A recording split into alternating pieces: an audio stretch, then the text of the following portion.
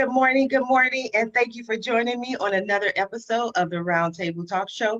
I am your host, Sharifah Hardy, and I have another amazing show for you today. I have 5 new guests, 5 new people to introduce you to. And we were talking backstage. We already had some great chemistry, learned a lot about these 5 people, and I am sure you are going to learn as well.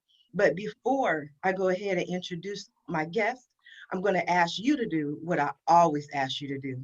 I don't know if you get tired or not of asking or me asking you, but I love it when you go ahead and share this show because friends don't let friends miss out on the Roundtable Talk Show. We want your friends to have all the information that we are sharing this morning, and we definitely don't want your friends mad at you. So while you're sharing this show, I'm going to introduce our first guest, and you may recognize her name, you may recognize her business, you may recognize her voice or her personality. I enjoy having her on the show before. Tracy Lamourie of Lamourie PR is going to talk to us about her upcoming book. Good morning, Tracy. How are you? Very good. How are you? I am Thank you so much for excellent. having me on. Oh, you are welcome. I'm excellent. I'm excited to have you here. The last time you were here, we met 2 of your clients, and they were both different. One was the cousin of Rosa Parks.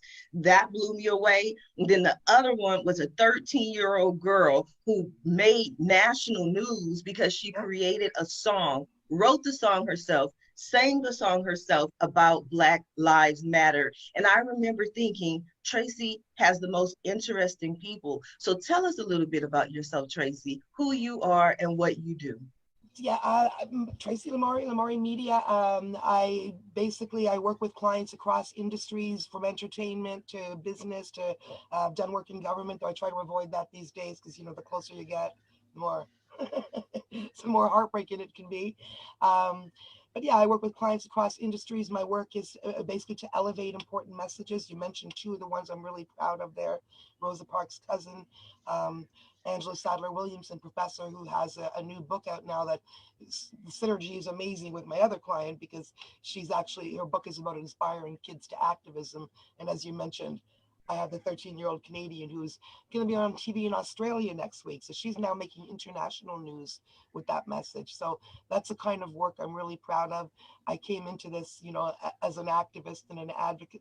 I wrote my first press release to help get an innocent guy off death row. It took 18 years and a lot of lawyers, but he was actually released in 2017. And somewhere along the line there, I realized how good I was at getting media messaging out and decided to turn it into a profession, put my shingle out as a freelancer in those days. And then 5 years ago, started my company as a general partnership. And then we just recently incorporated. So it's now Lamourie Media Inc. And since then, we've worked with clients, again, across industries, high profile, small business, everything. And I'm really proud of the fact that I built this myself. I never went to school for it or anything. I just figured out what public relations should be, and now I do it. I never buy any advertising. All my work is word of mouth, and so I'm pretty proud of what I've built, and even more proud of the voices I'm able to elevate. 2 of them are here with us again today, 2 other ones. So Oh, that's my work. wonderful. We're going to come back and talk about your book so people can learn more. But why don't you go ahead and co-host a little bit for me today? Why don't you go ahead and introduce your first client? Okay, well, I'm just by order of who I see in the screen here. I see Professor Paul Kotz, and he's the author of 2 amazing books and really timely right now. One of them is called Profiles in Kindness. And when we first met about 2 months ago, the world was it was, I think, somewhere between COVID and Black Lives Matter, being taken over. And the world just, we were all just need a bit of love and kindness and unity. And so his book really struck me, and it's a series of tales, and I'll let him take it from there. But that's Paul, and then Sir Sanju is the other gentleman. I don't know if you want to introduce one at a time. Yes, let's talk to Paul for a moment. Good morning, Paul. Thank you for joining us. Good morning, Sharifah. Thanks for having me on your show. Tracy, it's always good to see you.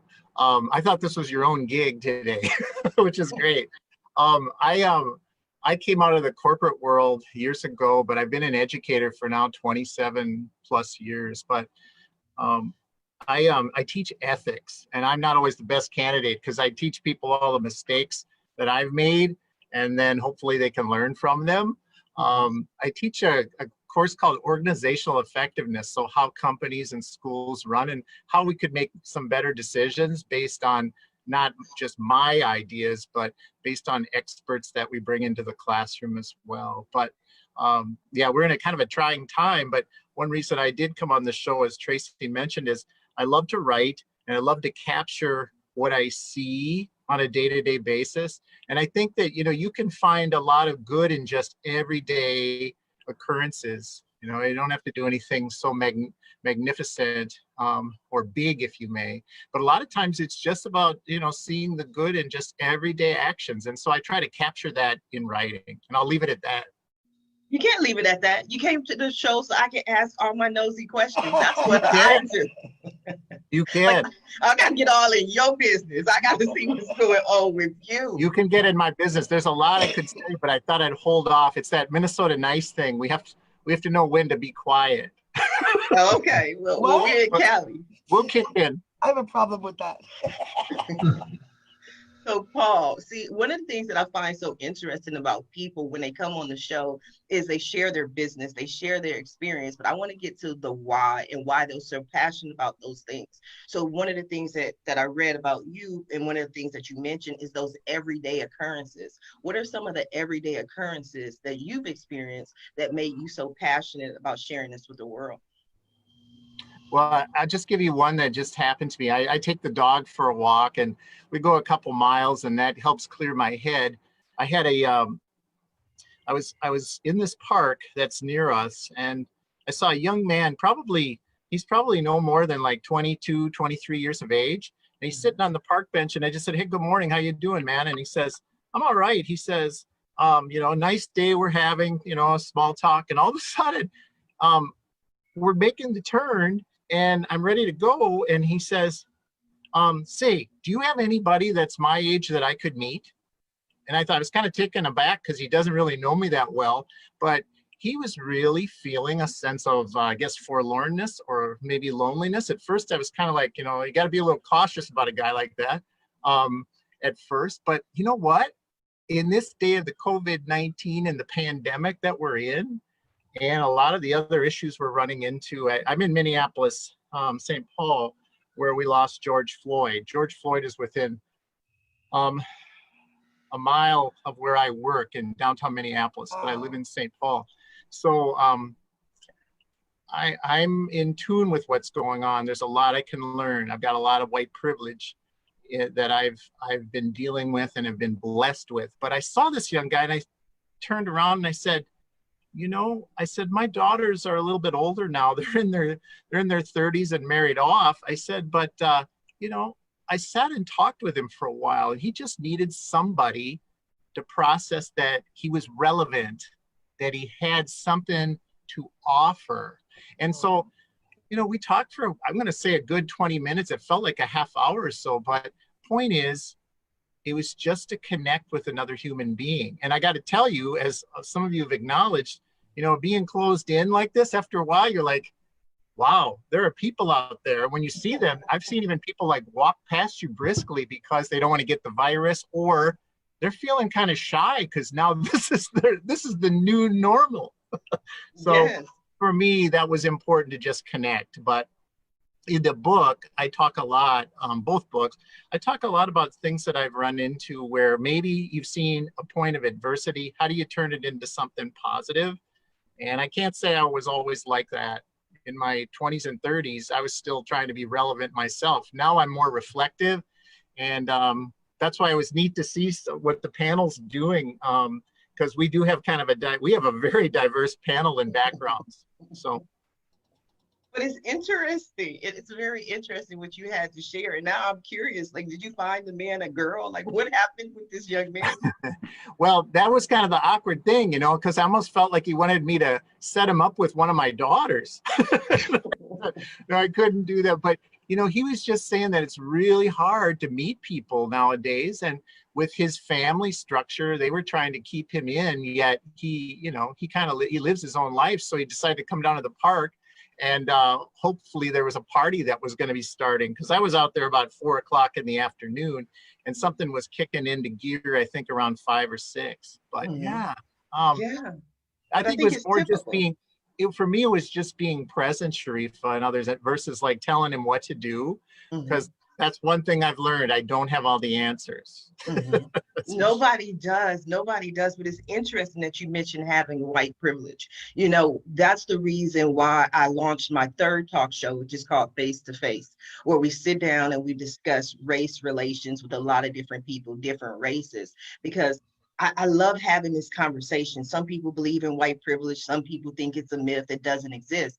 But I don't want to discuss it on the roundtable talk show because I don't want people who come on to talk about their book or their music to feel that they're in a position that's awkward for them. So I definitely want to talk further, maybe get you on face to face, and we'll entertain that conversation at a later time.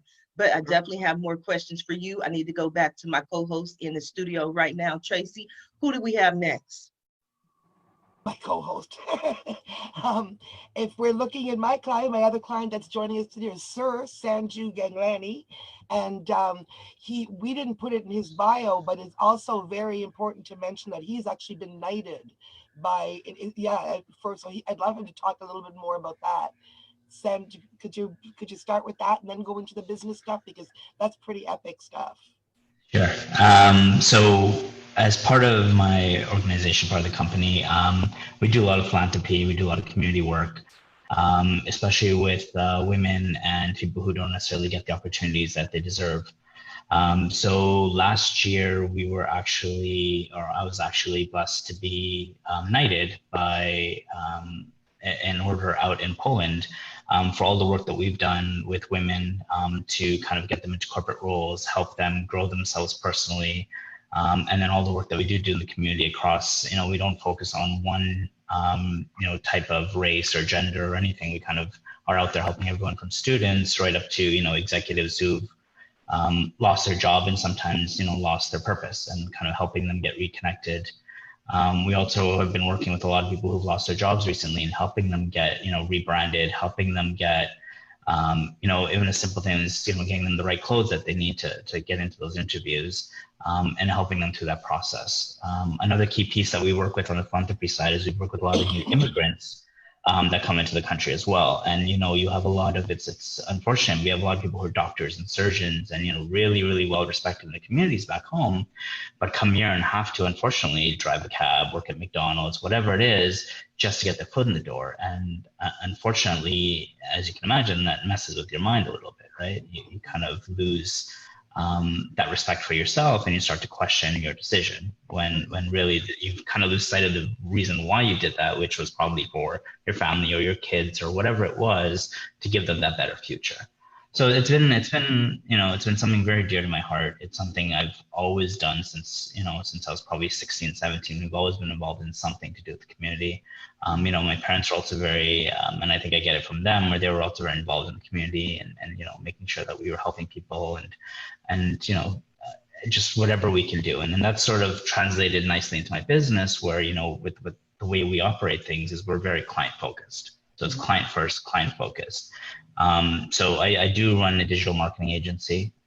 We do have offices across the world. We have clients as far as Africa, but I've never advertised a day in my life.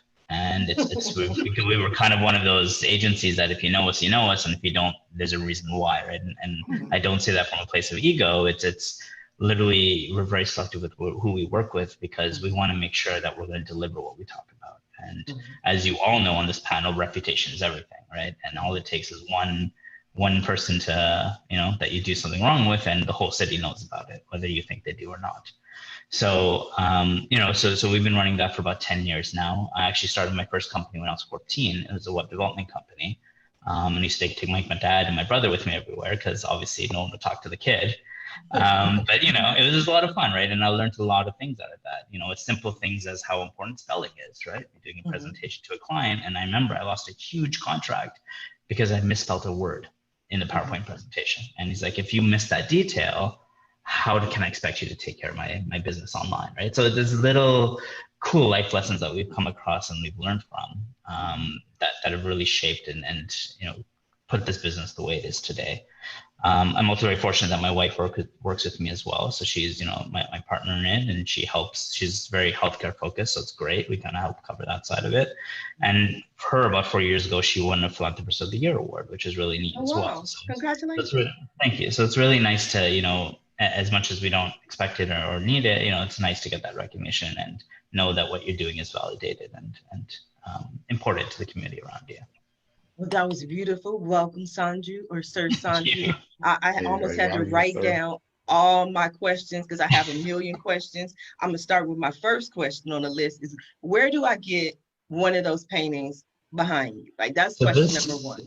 This is a local artist. His name's I'll tag him in this video. He's absolutely amazing. So he does custom work. If you actually look at the detail, the snake is actually made out of reflectors. So it's my three favorite things. It's Versace, Gucci, and my brand. So you'll see the and sign over there in the sparkles, the logo. You'll see the Medusa, which has texture to it with the spikes and all coming out of it. And then you have the king snake with the reflectors on it. And Massimo there's a few pieces in the office that he's done for us. And he's just honestly the coolest person I've ever met in my life. Very cool. I thought that was me. I thought I held that title. Oh. You're the coolest person in LA. He's the coolest person in Toronto. How about that? I'll share. I learned how to share back when I was a kid. They taught me that. Okay, so that was question number one. And question number two is going to show how naive I am about these things. But I've never actually met a real knight. So what does that entitle to you to? Like, do you get a key to the city? Do you get, a sword? You can't tell me. You can't talk about it. You tell me you have to kill me. Is that what you're saying? No, it's really cool. So since it's pretty recent, there haven't been with COVID or any events that have really gone on. But we do have the cape and everything. It's kind of cool. You feel a gangster and cultish, but hey. And so there are events that do go on. We do kind of convene and talk about ideas and see find different ways to help progress within the communities. Mm-hmm. That's wonderful. Now, what was interesting to me is, you're a knight, Sir Sanju. You come across as very philanthropic, but yet, not to say it's anything wrong with it, you went into digital marketing. Why digital marketing?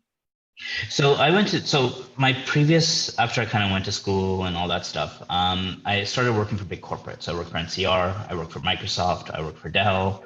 And I realized that what they were actually, no offense anyone, but what they were actually doing wasn't working. And it wasn't working because they were looking at it from the perspective of their business, and they were always in catch-up mode.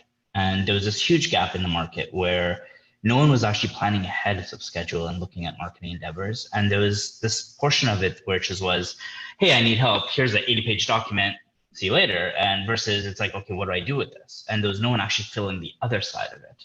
So we were able to kind of do the consulting, provide the recommendations, but then actually provide a whole team behind it to actually execute on that plan.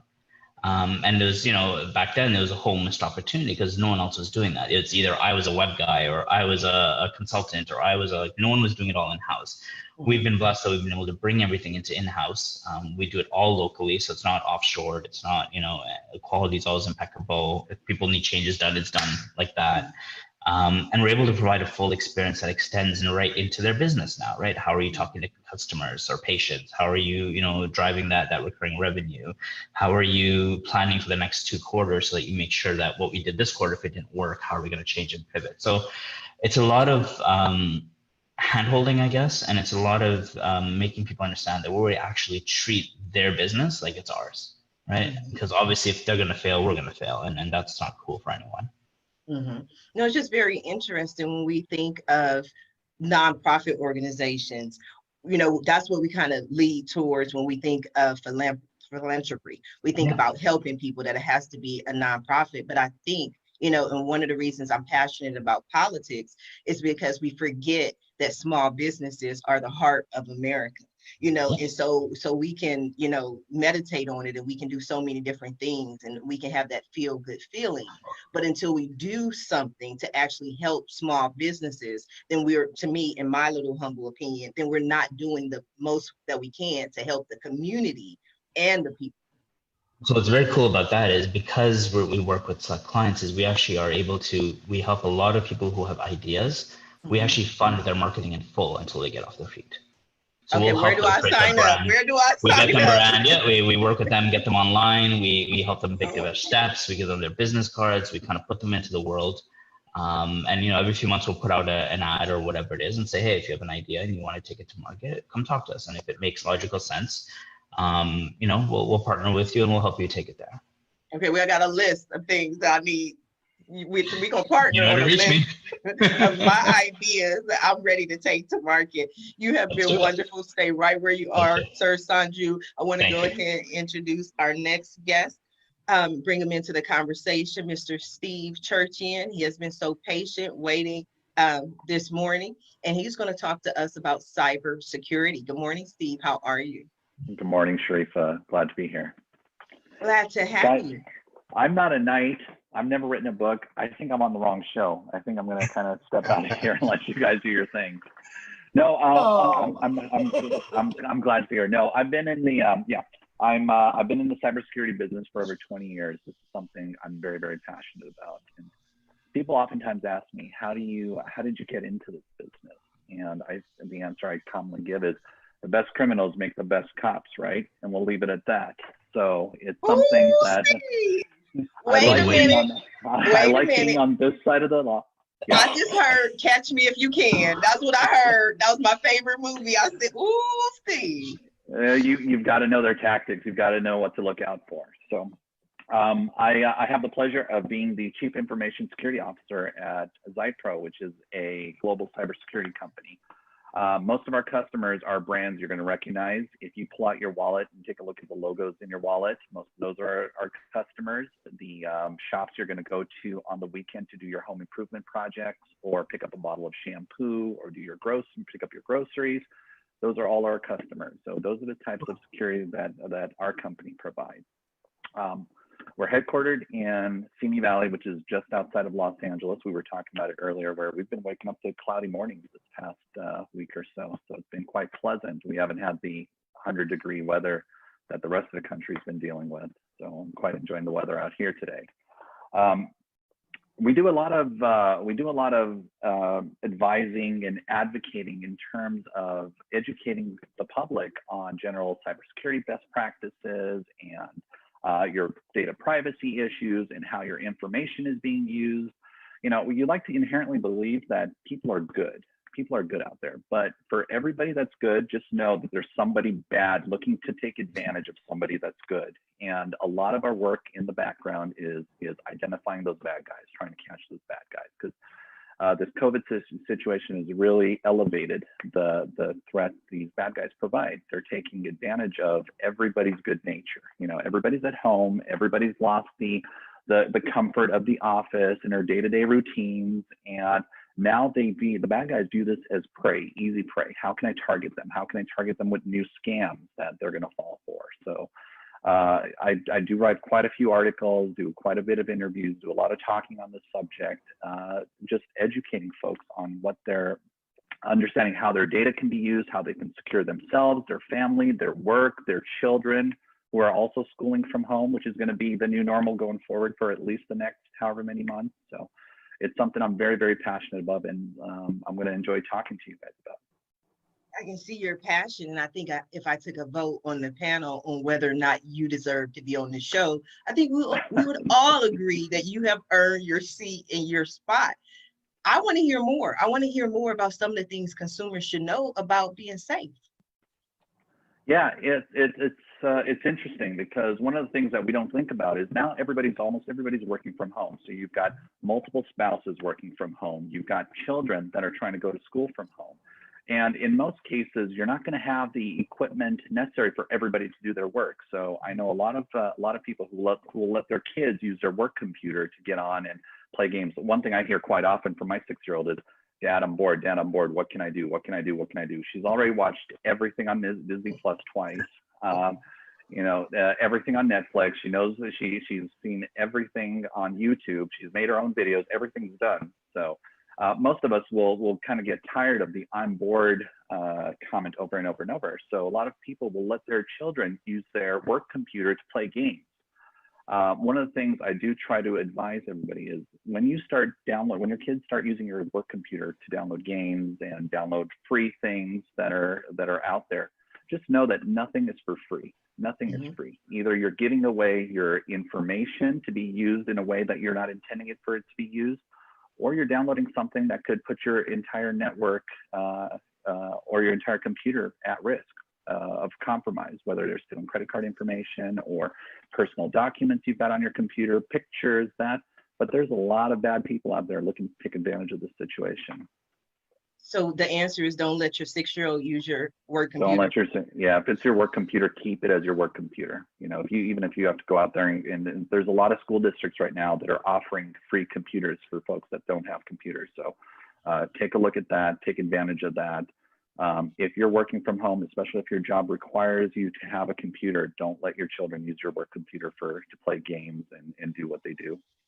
That is good to know. I hadn't even thought about that. I always think more about cybersecurity in my little world of online shopping. Like, I am an online shopper. The FedEx, the UPS, the Amazon people are here all the time. So I always think about that in my mind when I'm about to make a purchase online. Are there things aside from the security key, that's there? Are there some things that people should look for or take into account when making purchases online? Yeah, whenever reputable sites for the most part are safe. But there's a lot of websites that you'll see advertised on either Etsy or Instagram or TikTok now is huge on advertising third-party products on all these various websites. You've got to be careful on what website you're being diverted to purchase a product. Make sure it's legitimate, make sure it's a brand you recognize, make sure when you look at the URL across the top, make sure it's got an HTTPS and a lock next to it. And just make sure that it is the website that you're intending to go. Make sure it's not a misspelling of a commonly known company or website. You'll often see Microsoft, for example, you'll often see that spelled in a different way, 2 letters kind of transversed to make you feel like you're going to an actual website where instead it's some Russian hacker's website out in who knows where trying to steal your credit card information, or asking you to log into your email, fake website and go in, put your username and password, and now they've compromised your email account, which means they've compromised everything, your entire digital life at that point. So just be more aware, be more conscious of what it is, what websites you're actually purchasing things from. Make sure that whenever you put any piece of information that the target you're putting it on is the right one. Yes, those are things that we definitely want to keep in mind. I'm going to come back to you, but I want to go ahead and introduce our next guest. Our next guest is amazing. He's an amazing person that I've known for years. He's always here to support me in all of my ventures. One of the first people to go ahead and pick up a copy of my book, Sanj, You Might Be an Entrepreneur, How to Discover the Entrepreneur in You. But the reason I wanted to introduce you to my next guest is because he has an amazing, amazing, amazing story. He is a rap artist who's going to talk to you a little bit about his rap career, but I want to hear more about the story about why he decided after being over 40, which some consider an old head, to start a rap career. I want to introduce Mr. Doja. Good morning. How are you? Good morning. Good morning. First of all, I want to thank all of you guys for sharing your stories because I'm intrigued. So just the whole situation is just, I'm just, okay. You now all have new followers on social media. So, that was the point. That was the key. Yeah, I'm just like in awe. If I could jaw drop, if it wasn't live, my jaw would be down. Yeah. Sir Sanju, salute, sir. Thank you, sir. I've been doing music since the late 80s is when I started. My older brother was a DJ turned rapper, and then, really started getting a name for himself locally or whatnot. So he took me under his wing, and, we started doing that then. Unfortunately, in '94, he was murdered. And wow. I'm sorry to hear that. Thank you. And it actually happened that Monday. We were supposed to go sign the record contract and start recording and everything. That Saturday, we were supposed to go to my sister's house but it got really late. So he was like, we'll just go tomorrow. And then we'll leave from there and go do our music thing. And then I get a call at 2 o'clock in the morning that, you know, he was shot and, you know, he succumbed to his injury. So at that point, I was, you know, done with pretty much, that was my best friend. So I was pretty much done with everything. I was like, this is, you know, his dream. I was just along for the ride. So I'm just going to, you know, do something else. So then I, you know, pretty much just dove into the corporate world. I was in the rental-car industry for over 20 years. I was a travel agent with my BFF here for a few years. So I kind of enveloped myself and my family and work. I mean, I was working 2 and 3 jobs at one time just to keep doing something. In 2007, while working in rental-car, I met a guy who was Steven Seagal's bodyguard. Oh, wow. And we started, you know, we built a friendship. He said, hey, you know, he was from Canada. He's from Vancouver, Canada. And he said, my brother does music in Vancouver. He's coming down here. I would love for you to meet him, because we had that conversation about me used to do music. So we met and we kind of both looked at each other like, yeah, you do music, you know, because that was kind of the thing in California. Everybody does music, regardless of where you're from or what you do, everybody does music. So we built a rapport. We started working together. Me not knowing or having that knowledge of the industry kind of shot myself in the foot on a couple of decisions I made, and that business relationship fell apart, but we're still friends to this day. I have a long-term friend I've known my whole life out of North Carolina by way of Alabama, who's a college professor. He's actually a college professor at Yale right now. His name is Thomas Easley. He started doing music about 11, 12 years ago.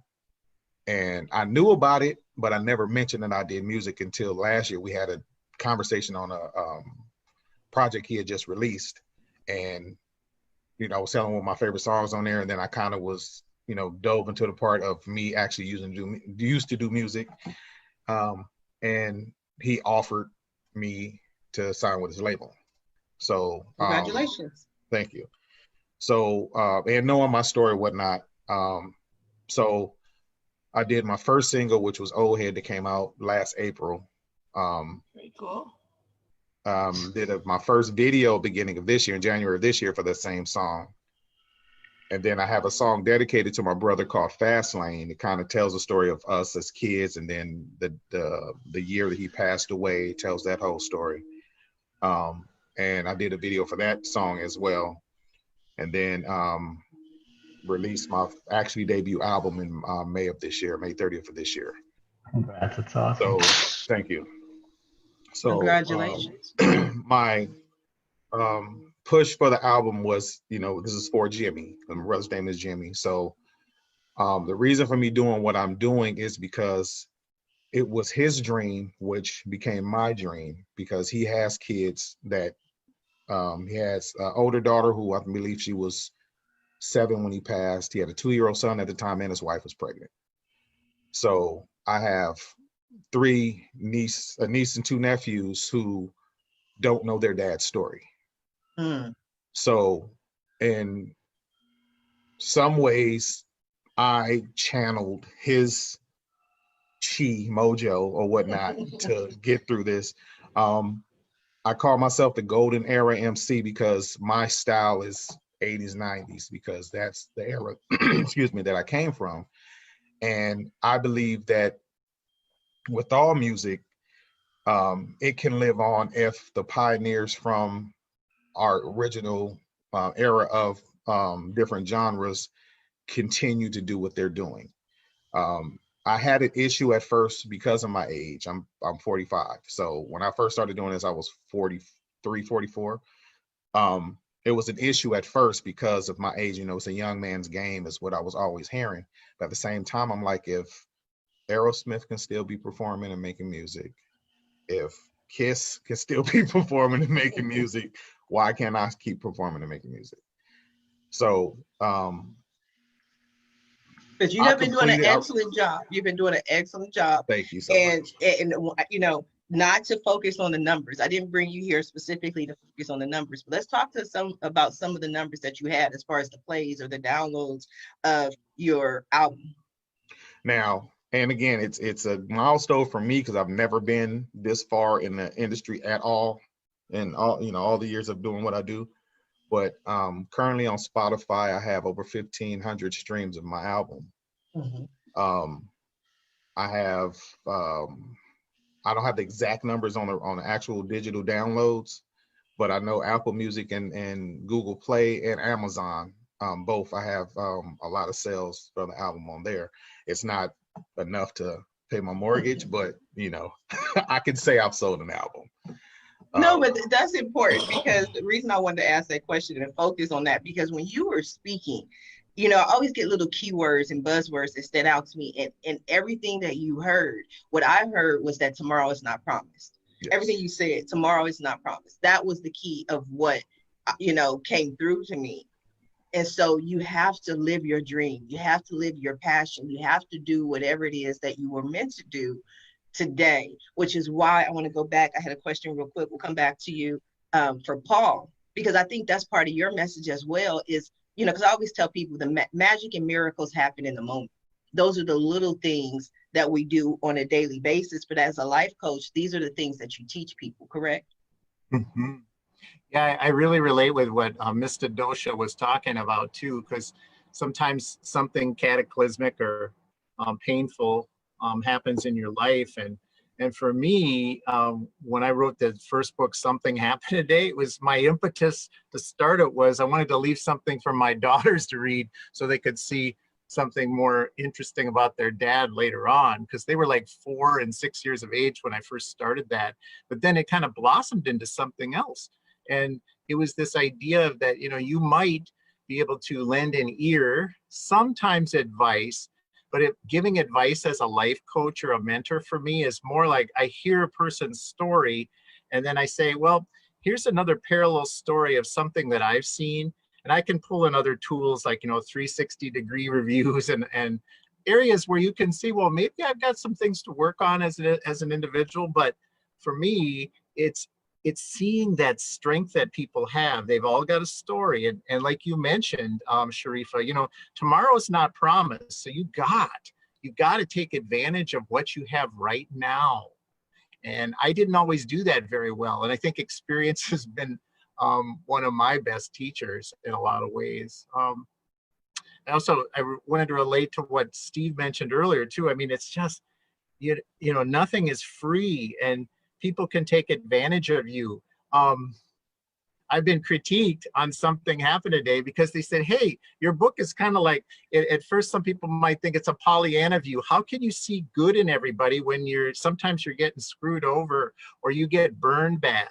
And I have been burned bad at times, but then you take it in, you see how you adapt to it, and then you say, okay, how can I refocus? Because for me, I might be one of the older ones here, I'm not sure, but I might have 20 years left. And I'm thinking, maybe more. But how can I refocus and say, well, what can I do with that remaining time? Because it is a precious moment that you have. And I know for myself, you can get set in your ways. And I really want to be able to have some kind of impact with individuals. Now that I've raised my kids and my wife and my dog, they don't need any of my advice. So I can reach outside and try to have an impact with those that may need it more so, especially in a time where I think people are going through a little bit more depression and a little bit more anxiety. Yes, I definitely agree. I want to go over to Tracy real quick. And what are your thoughts as regards to the conversation we were having with Mr. Dosha and his passion and his dream of starting a whole new career over 40? That speaks to me. That's never too late. Honestly, I was posting recently, 10 years ago, I think I was still working from home, doing work that I could do from home. And that work that I found that I could do from home was telemarketing. So I hadn't even thought about public relations. I was doing press releases for 10 years on the social justice side and for organizations that I cared about, and my own organization that I'd started, to free the innocent man from death row. So I had learned how to do press releases and get media attention. But in terms of my work, I was just, doing pretty much bottom of the barrel stuff that, I hadn't been to university. I was just doing odd jobs. And then I stuck on telemarketing because I could do it from home and maintain control of my life and, do other things and have a family and that kind of thing. But so I really started my trajectory in public relations around 42 years old. I'm 50 now. And just recently, I'm, pretty much reached the top of my career. I'm getting international awards. I'm, getting clients that other publicists would be more than happy to have. And, and I didn't go to school for this. So, and then I have another client, one of my amazing clients who I think you're having on the show next week, who's called Mimi Cannabis, we call her, Michelle Parada. And she's 55. She left a 30-year career in hospitality, very successful career in hospitality, and jumped right into the emerging legal cannabis industry. So not only did she do a full pivot at 55, when everyone else is thinking of retiring, but she jumped into not only a new industry, but an industry with people populated by people half her age. And so that's really inspiring. She talks about how I have a seat at the table because I know I deserve to have one. And now she's invited to VIP parties, corporate tables, 56, 57. And everyone told her you could never do it. So there's no such thing as too late. There's no such thing, as too young or too old. Look at Bolu. It's literally a matter of self-confidence, realizing that you can do it and putting that out to the world, that I can do this, and then proving that you can. Doing it, being genuine, being consistent, and there you go. So absolutely, his story is super inspiring, and especially coming out of that kind of tragedy and that kind of, emotional upheaval, to bring some beautiful, something beautiful out of it and to bring art out of it is absolutely amazing. Yeah, I really look forward to hearing that. Yes, we'll have to get you some of Mr. Doja's music over Absolutely. to you. I'll share I want to go over to Steve right quick because earlier we were talking about Mr. Doja and why he made his change, and Paul talked a little bit about his book and his experience. But Steve, what is it for you to be someone who, like you said, and I'll say this gracefully, was on the different side, changed your life around to help people and to be of service to people? How did that, what was that like for you? What was that experience like for you personally? It's an interesting question because I remember the turning point exactly when I came to that revelation. It was, I saw quite a few of my friends, and this was early on, I was still in my teenage years. I saw, and I was good at what I did. I have no problem admitting that. I was good at what I did. That's why you're here now, helping us, saving the world, okay? Exactly. And I was getting rewards from it. So it was quite an interesting lifestyle. But it got to the point where I could see some of my friends and colleagues and people I worked with were getting picked up, we're getting caught, we're getting things. And I remember that, like I said, that turning point where I realized I'm not the type of person that takes joy in taking advantage of people. That's not who I am. And once that light bulb clicked on and I saw that within me, I said, you know what, I can use the same skill to help the people that these other folks are trying to take advantage of. And when that happened, I was surprised how cleanly and how that my skills translated to make me successful on the good side of the law. So, and I've had quite a bit of just seeing the reaction for people when you educate them on these things and highlight certain things and make them aware of what is really going on. And then them coming up and thanking you for that is quite rewarding. So I've had quite a pleasure doing that. That has to be, I always consider those things priceless. People talk about a lot of the good that I do and help people. And this is what I love to do. This is my passion. I wake up every morning just so I can talk to all of you. But to me, it's priceless. To be able to speak to people and help people and be able to make introductions that can change their lives. I love it. So I can completely relate. I want to go over to Sir Sanju real quick. talk a little bit about your journey. When you first started speaking, what came out was just your concern for the community and you just want to be of service. One of the things that you said, I say all the time, and I laugh when you said it, because I don't advertise. 99% of my business does come from social media, just from networking and interactions. And then that other 1% typically comes from referrals, which happens through social media in one way or another, but it's not through direct marketing, direct advertising. But I found that that has made for more long-term relationships and more partnerships than any other way. What were your thoughts on that, Sanj? I believe that relationships trump everything, right? At the end of the day, it's funny you have that sign behind you that says "focus on the good" because that's really what it comes down to, right? Not having advertised, it's not a bad thing. It's it's worked out that way that our work has been to a point that it focuses and it speaks for itself at the end of the day. And that's what's really important. So even as much as you're getting out of social, honestly, of maybe 100 clients, I've picked up maybe 2 off social, but almost everyone is word of mouth. And, even if you were to come visit our offices, we don't have signage outside. Like we're completely, literally underground like that. So I really believe that your work and your ethic and your transparency and authenticity is really what speaks for itself. And you can offer someone, the same service we do for a quarter of the price, but if they're not necessarily buying on price. And if they have in the past, they'll understand that it's not the price that you bring to the table, it's the value you bring to the table. It's the relationship that you bring to the table and the connections and the offerings that you can bring back to them. It's nice to know that, on any given day, we can pick up the phone and call someone and say, hey, can you help us with this? And the answer will be, of course, right? Not, oh, we got to negotiate this and figure it out. And really giving back to other businesses without expecting back. So, we're the kind of business that we'll refer outside, but we won't take a referral fee. It's no point. Our caveat is take care of our client, make sure they're serviced to death, make sure they're extremely happy, and no problem, we'll keep sending you people, right? And for me to make a few $100s off that and get bad service still ruins my reputation. So for us, it's an investment back into, other businesses and other people.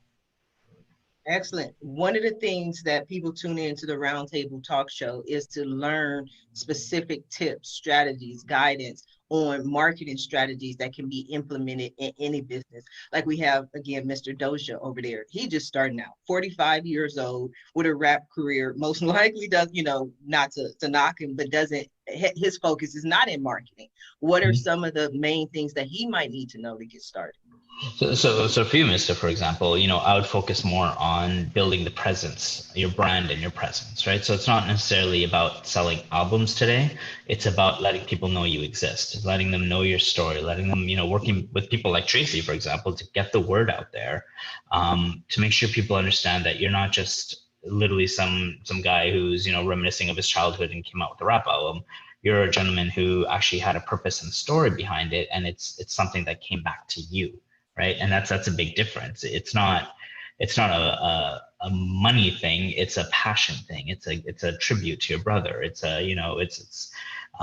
educating his children on who he was. And I think really focusing on getting that messaging out there is far more important for this album, at least in my opinion. And I'm not really a music sales guy. But, I think it's really to make people understand that, right, is that you are you and you're freaking awesome, right? And you're there for people, and getting that across through your social media, through your content, through your website, and networking in your case, right, is what I'd recommend to really online. I don't think it's a LinkedIn kind of thing, but it's more of a, joining meetups and joining forums and joining awesome stuff like what Sharifah does, right? And getting people to understand that you're freaking awesome, right? And like I said, there's a story. And I've always said that, marketing, brand, all of us are nothing without story, right? So it's really the bringing it back to that fundamental, that making sure that your story is authentic, but it still makes people understand who you are, right? And now, especially, people can see through the BS, right? So if I said, hey, I'm a fighter pilot and I retired yesterday, like, seriously, dude, right? So it just makes people understand that, what you say and put out there, you can actually back up, right? Without having to put your foot in your mouth. I loved it. I couldn't have said it better. I wanted to go because I apologize, but I could not hear what you were saying, Tracy. You were speaking. Oh no, I was just saying he's right, because he was saying he's not a music marketer or whatever. But I said, no, absolutely, everything there. It's true, Sanju, across the board. You work like me, you work with industries across the board, right? And though things are different in terms of the industries, really what it comes out about is amplifying your message. You with the web and the SEO and all that expertise, and me with using the media. It's all about telling your story. And it's also timing in your growth, right? It's what stage are you at realistically? I know we all want to send 1 million albums tomorrow, but realistically, where are you in your career and where are you with this and where do you need to get, right? So yes, you don't sell 1 million albums, but you sell your third album, that millionth album, right? But this process that you set to get there keeps you there forever, right? Same thing with SEO fundamentals. For example, you invest in a guy who's charging you $30 a month and he gets you to #1 in 30 days. Google changes the algorithm. #1, you're blacklisted. #2, you disappear off the face of the earth. Go donate the money. Why'd you waste it? Right. So there's certain fundamentals that you have to invest in and recognize in order to get to the path that you're trying to get to. Is this, unfortunately, people learn it the hard way, right? There's nothing we can do about that. Yeah. And I do want to add to that. It's like he said, it's adding, it's connecting and relating, and your story resonates with people. I mean, I grew up in the 80s and 90s in LA in Van Nuys. It's what you were talking about, I can relate to personally. I grew up with all the rap and the gangs rap and all that stuff. I still got it on my phone. My Spotify list is a lot of Tupac and Biggie. So the first thing I'm going to do after the show is I'm going to check your music out. But there's a ton of folks out there that your story will relate to if you just keep telling it and telling it and telling it. There's a lot more of people like me out there that the stuff they listen to right now doesn't compare to the stuff we had, in the 90s. So that's what we want to hear more of. That's awesome. Thank you, man. And I'm gonna say this, and from the demographics of the people that actually have streamed and listened to my music, it's all been between the ages of 30 and 50. Mm-hmm. That's my audience. And again, I had a conversation with an 18-year-old kid. I had him listen to it, and his first thing he was like, all your songs sound exactly the same. You have lyrics, you can rap, but everything sounds. And I'm like, do you listen to music nowadays? Everything sounds exactly the same. But my album is a story. It's pretty much, in certain parts of it goes through my life. In 2017, I had a stroke. And I actually have a song on my album describing that whole situation. It's called That Day. And what I would like to do, as far as the marketing part of what I would like to do, I would love to get with an organization that brings awareness about strokes and have a conversation with them and have them hear my story, know my story, and possibly build a relationship, using that. But that's why you are here on the Roundtable Talk Show, and you are here with Sharifah. And I think it's a lovely idea. I think it's wonderful, but I'm gonna put my business consultant hat on for a moment. And what I usually find is if you build it, they will come. I live by that. I believe that. And what happens is most of the time people don't build it, right? So what you want to do is use a portion of your proceeds to be able to help people who are going through the similar situation. So it's easier to put it in place, build what you have, and then make a contribution. And as your contributions increase, you can, I always say, work your way up to partnerships because you're already giving, you're already supporting. I will find the organization that you want to support. I will go straight to their event list and find out what they are already doing and find out ways you can be a part of what you're doing, which puts you on their radar, and it makes it easier for them to incorporate you into what they're doing. That would be my professional opinion for you, and my advice, a little free 2 cents right there for what it's worth. But we are coming down to the last few minutes of the show. And what I always love to do at the end of every show is just simply allow my guests the opportunity to speak directly to the audience, to everyone who's watching this show live, as well as everyone who's watching it in the archives, and simply let them know what you want them to take away from your appearance. And we're going to start with you, Tracy. So again, Lamourie Media, if you want to reach me, it's Tracy Lamourie PR Media on Instagram. I'm taking a limited number of new clients these days, for real, probably 1 or 2 a month. For real. You've seen how many crazy good clients I've already got that I'm working on. So limited number, and that's no PR spin. have an amazing project. I won't say no because I'm all about elevating important, like important. What I mean is important messaging, good voices, great stories. I can't say, like you, I can't say no to those great stories. So trying to limit things, but if it's really awesome and it really needs to get out there, happy to talk about it. I also have an upcoming book, Get Repped, Build Your Brand with Effective Public and Media Relations, which has got its ISBN number and its cover, and publishers just waiting for me to literally finish all the PR stuff I'm doing and get to finish the last bit of the writing and get it to them. And then it will be out and I'll have a copy to share and tell everybody to go buy if they're sick of listening to me and would rather read it. So that sounds like you planning on coming back. Oh, well, all I know for sure is I'll definitely be sending other people, because I got a whack load of clients that need to meet you. But I'd also love to come on the face-to-face to talk about, being an ally and how I think that, because I've been speaking about how I think all businesses now, just briefly, should be supporting, the biggest human rights movement of our times. And I've been talking about that as a publicist because people are asking, should businesses comment on issues in general? So I'd love to come back on that show and talk about, what I'm learning about how to be a better ally and how we, use our platforms to be allies. So I'd love to get into that conversation one day soon. Absolutely. We're going to have you back. If we have to pull you and kicking and screaming back, we're going to bring you back to discuss your book because it's your book and we want to hear from you. Okay. We have 5 slots scheduled for tomorrow for face-to-face, but I believe I have 1 seat left for July 29th, I believe. Okay. And if not, I'm going to kick somebody out their seat so that I can have you on July 29th. But if you can do July 29th, Wednesday at 10 a.m. Pacific Standard Time, we'll have you on face-to-face. I would also love to have Paul on face-to-face. Paul, what do you have for us? Well, to address young people in particular, too, it's like, I think we all get set in our ways and young voices are demanding change to make the world better. It's so good to hear from the panelists today. I learn a lot from people and it's nice to see it. The idea of being authentic, like you mentioned, Sanju, and having the word of mouth travels. And if that authenticity comes through and you're involved in your community and you're putting back in, good things are going to come to you.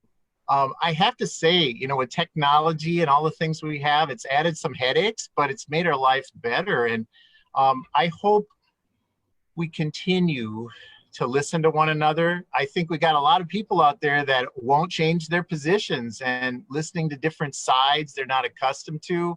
And really looking at ourselves that we're all people. We're in this together. We hear that a lot, but it's so important that we do reach out and try to connect with others. So I appreciate being on the show and being with all of you. And where can we find your book? You can find Something Happened Today on Amazon or Barnes & Noble, and Profiles in Kindness, the same thing. Yeah, reach out. And if you want a free copy, I know Tracy would say, don't give them away free. Well, tell Tracy. Tracy was on a call. She didn't hear anything. Oh, I'm here. But I do, because it's a matter of giving it back. You give back in the community, some good things come back later. And it's getting the feedback to know that you're making a difference. So yeah, both of those venues. Too, absolutely, yeah. And it amplifies your message.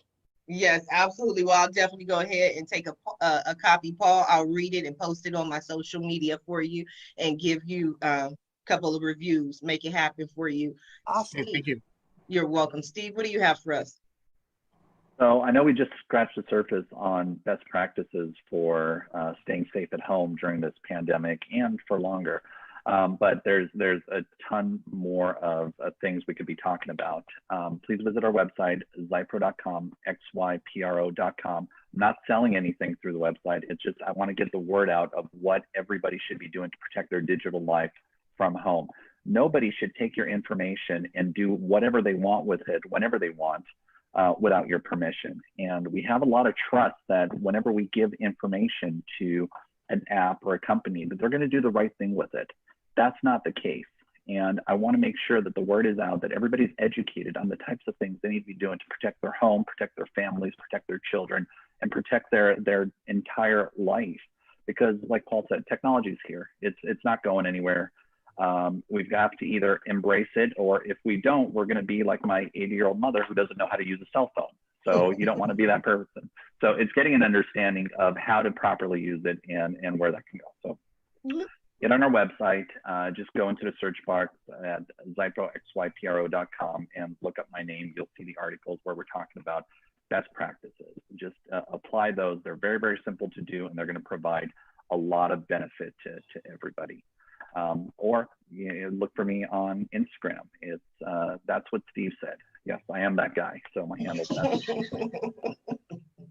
I like that at the end, at the very end, there was that shameless plug. I love it. I want to change my name now from Ask Sharifah to That's What Sharifah Said. Like, that's what I want now. I'm going to change my whole brand. You done changed my life, Steve. Thank you. That's what I'm here to do, is influence people. So thank you for letting us be on your show. Thank you. You are so welcome.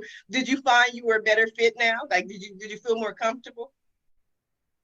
Yes, absolutely. Yes, okay. Absolutely. I know you were kind of concerned at the beginning. That's what no, I'm saying. I fit in. I can go toe to toe with the knight and the and the author. They picking on you, Sir Sanju. What do you have for us? I got nothing. No. First of all, thank you all. Honestly, it's been a lot of fun getting to know you guys and hearing your stories and getting inspired. It's awesome to do that. Thank you, Tracy, for being the awesome person that you are, as always. Thank you. And Sharifah, man, the show, it's awesome. I absolutely loved, being able to speak my piece and get people a little more understanding of, what it takes to be online and what it takes to build a good business. Our website is, and don't laugh, it's askusforanything.com.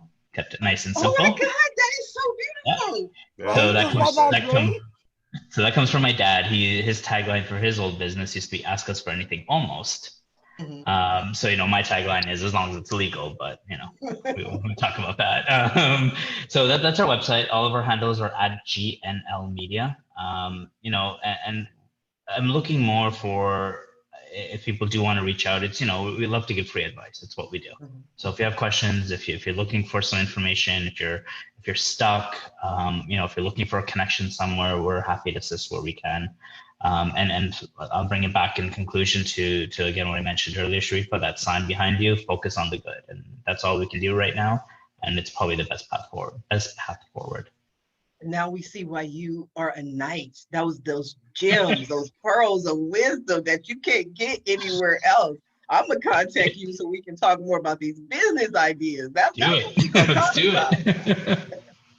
Thank you, Sir Sanju. Mr. Doja, what do you have for us? Well, like our friend Paul here, if for whatever reason you don't have streaming site to listen to my album, you can listen to it free on my website, mrdoja.com. Nice.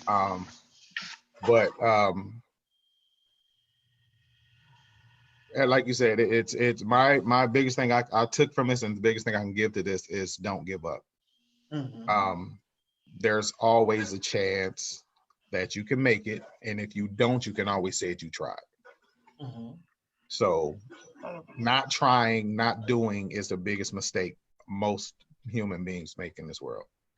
It's just not doing it. If it's your passion and your goal to do something, just give it a go. If it doesn't work out, give it another go. If it doesn't work out, just don't stop trying, because eventually you will get that phone call, have that conversation, and that door will open up, and you'll be in the situation I'm in. That's right. I started out with my goal just being to record in a real studio, and now I have an album out. So beautiful. Videos, and I'm doing things that I've only seen on TV, and it's just amazing to me. So beautiful. I think that is beautiful. And I think one of the things that we forget is that it's all about the journey.